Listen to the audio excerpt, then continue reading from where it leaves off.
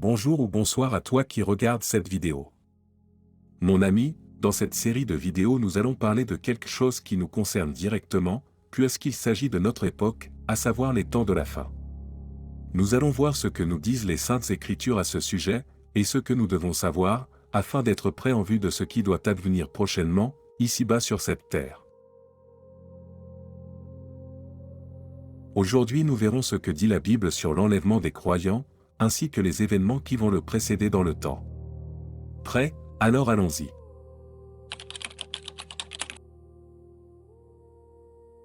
Mon ami, la Sainte Parole nous dit que dans les derniers jours, les hommes seront égoïstes, amis de l'argent, fanfarons, hautains, orgueilleux, irréligieux, blasphémateurs, aimant le plaisir plus que Dieu, etc. 2 Timothée chapitre 3 versets 1 à 5. N'est-ce pas l'époque dans laquelle nous vivons? La parole nous dit également qu'il y aura des moqueurs à la fin des temps. Mais de quoi se moquent-ils?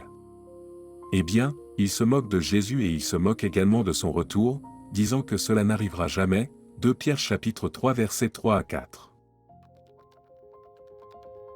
En plus de ce genre d'hommes, il y aura également à la fin des temps, des guerres et des bruits de guerre, des famines, des tremblements de terre, des faux prophètes, des faux Christ, etc.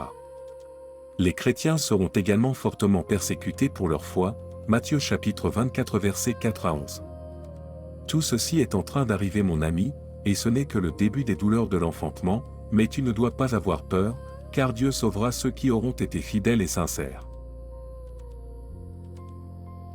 Les Saintes Écritures nous disent également que plusieurs événements majeurs se produiront avant l'enlèvement des croyants à la fin des temps, notamment l'apostasie de bon nombre de chrétiens qui doit arriver, et doit être suivi par l'apparition de l'Antéchrist. L'apôtre Paul nous le dit dans 2 Thessaloniciens chapitre 2 versets 1 à 4, je cite. Frères, nous avons une demande à vous faire à propos de la venue de notre Seigneur Jésus-Christ et de notre rassemblement auprès de lui, si l'on nous attribue une inspiration, une parole ou une lettre prétendant que le jour du Seigneur est arrivé, n'allez pas aussitôt perdre la tête, ne vous laissez pas effrayer. Ne laissez personne vous égarer d'aucune manière. Car il faut que vienne d'abord l'apostasie, et que se révèle l'homme de l'impiété, le fils de perdition, celui qui s'oppose, et qui s'élève contre tout ce que l'on nomme Dieu ou que l'on vénère, et qui va jusqu'à siéger dans le temple de Dieu en se faisant passer lui-même pour Dieu. L'Antéchrist qui est appelé dans la Bible, le fils de la perdition, ou la bête, confirmera une alliance d'une durée de 7 ans entre Israël et plusieurs pays. Ceux qui connaissent les Écritures reconnaîtront qu'il est l'Antéchrist grâce à cela, les autres ne sauront pas qui il est vraiment. Daniel chapitre 9 verset 27. Puis il rompra cette alliance au milieu des 7 ans, soit au milieu de la tribulation mondiale. Nous parlerons plus en détail de l'Antéchrist dans les prochaines vidéos. Il faut dire aussi que la bonne nouvelle sera prêchée dans le monde entier avant que n'arrive la fin, Matthieu chapitre 24 verset 14. Tout ceci est un prélude à la tribulation mondiale, une période où Dieu, voyant le mal qu'il y aura sur la terre, jugera le monde pour faire cesser le péché. Nous parlerons dans une prochaine vidéo de cette période de la tribulation mondiale qui aura lieu sur la terre. Mais Dieu a un plan de sauvetage, l'enlèvement des chrétiens.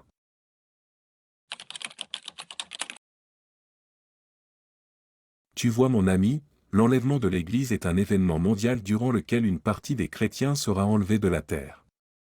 En effet, le Christ viendra chercher son épouse, à savoir, une partie de son Église. Jésus en parle dans l'évangile de Matthieu, Matthieu chapitre 24 versets 40 à 42, je cite. Alors 2 hommes seront au champ, l'un sera pris, l'autre laissé. 2 femmes seront au moulin en train de moudre, l'une sera prise, l'autre laissée. Veillez donc, car vous ne savez pas quel jour votre Seigneur vient. En effet, les morts en Christ ressusciteront et certains des chrétiens vivants seront transformés. Ils prendront un corps de gloire à l'image de celui du Christ ressuscité. Puis, tous iront à la rencontre du Seigneur dans les airs sur les nuées, 1 Thessaloniciens chapitre 4 versets 16 à 17, 1 Corinthiens chapitre 15 versets 51 à 52. Je cite 1 Thessaloniciens chapitre 4 versets 16 à 17, au signal donné par la voix de l'archange, et par la trompette divine, le Seigneur lui-même descendra du ciel, et ceux qui sont morts dans le Christ ressusciteront d'abord.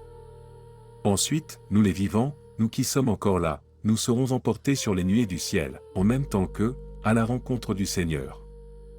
Ainsi, nous serons pour toujours avec le Seigneur.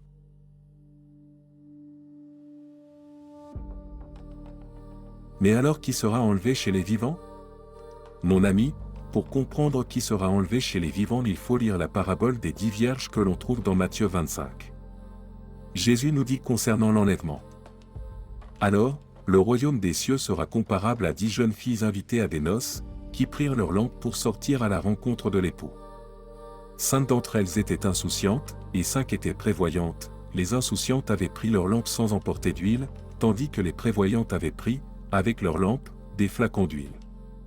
Comme l'époux tardait, elles s'assoupirent toutes et s'endormirent. Au milieu de la nuit, il y eut un cri, « Voici l'époux. Sortez à sa rencontre. » Alors toutes ces jeunes filles se réveillèrent et se mirent à préparer leurs lampes.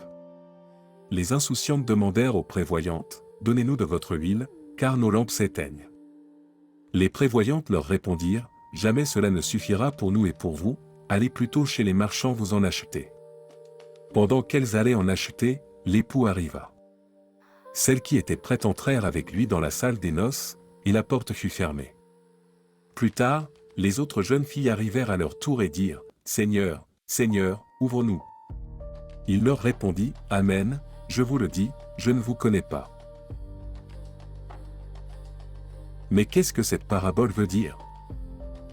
Eh bien, pour faire simple, avant l'enlèvement il y aura chez les vivants, des chrétiens, qui seront prêts, qui seront remplis de l'Esprit Saint, qui auront persévéré dans leur foi, qui auront porté du fruit, et qui auront une vraie relation avec Dieu, les vierges prévoyantes qui auront assez d'huile pour leurs lampes, les chrétiens véritables, qui iront à la rencontre de l'époux, Jésus, dans le ciel.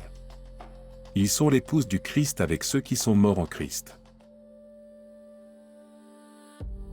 Et d'autres chrétiens, qui n'auront pas persévéré dans leur foi, qui auront été tièdes, qui auront laissé leur foi mourir et qui auront abandonné Dieu, les vierges insouciantes qui n'ont pas assez d'huile pour leurs lampes, qui seront laissées, dehors, sur la terre. Il y a 3 points de vue sur le moment de l'enlèvement par rapport à la tribulation mondiale, le pré-tribulationnisme, qui dit que l'enlèvement aura lieu avant la tribulation, le mi-tribulationnisme, qui dit que l'enlèvement aura lieu au milieu de la tribulation, et enfin le post-tribulationnisme, qui dit que l'enlèvement aura lieu après la tribulation. Mais alors quand aura lieu l'enlèvement par rapport à la tribulation mondiale? Mon ami, que dit la Bible à ce sujet? Eh bien la Bible nous le dit clairement, l'enlèvement aura lieu avant la tribulation mondiale. L'une des preuves et la plus importante est que, les croyants faisant partie de l'épouse du Christ ne sont pas destinés à la colère de Dieu.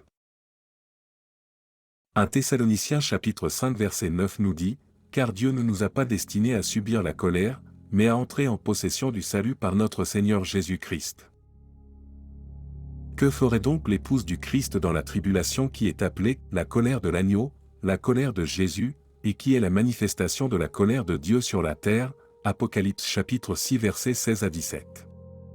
Les croyants faisant partie de l'épouse seront donc enlevés avant la colère de Dieu, pour être préservés de cette dernière.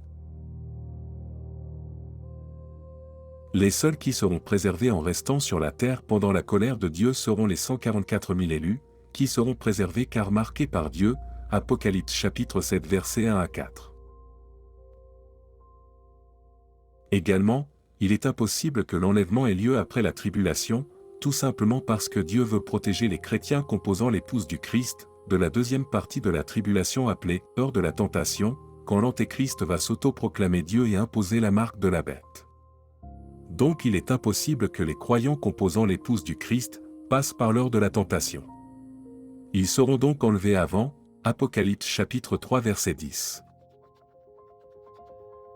Enfin, ceux qui pensent que l'épouse du Christ sera enlevée au milieu de la tribulation, car la dernière trompette annonçant l'enlèvement, mentionnée dans 1 Corinthiens chapitre 15 verset 52, serait la même trompette que celle de Apocalypse 11 verset 15 qui sonnera au milieu de la tribulation, comprendront que ce n'est pas possible.